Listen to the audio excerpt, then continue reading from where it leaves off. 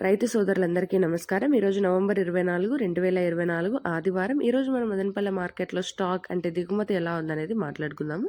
మన ఛానల్‌ని చాలామంది అయితే సబ్స్క్రైబ్ చేసుకోకుండా చూస్తున్నారు.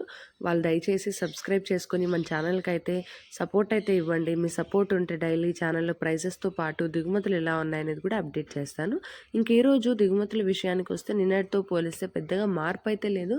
నిన్న తక్కువగా వచ్చాయి దిగుమతులు అని చెప్పా కదా! ఈరోజు కూడా సేమ్ ఇంచుమించు తక్కువగానే వచ్చాయి.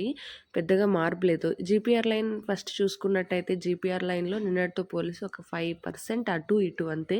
భాగ్యలక్ష్మి లైన్ చూసుకుంటే సేమ్ నిన్నట్లాగే వచ్చింది. తక్కువగానే వచ్చాయి దిగుమతులు. ఏం మార్పు రాలేదు.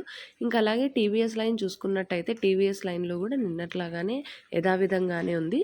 స్టాక్ అయితే ఒక 2 డేస్ నుంచి తక్కువగానే వస్తుంది. కొంచెం ఈరోజు ఎక్కువగానే తగ్గింది టీవీఎస్ లైన్‌లో. చూద్దాము ధరలనేటివి ఎలా పడతాయనేసి. అంటే స్టాక్ తగ్గింది కాబట్టి ఇది ధరల మీద ఎలాంటి ఇంపాక్ట్ చూపిస్తుందనేది కూడా చూద్దాము. మిస్ అవ్వకండి.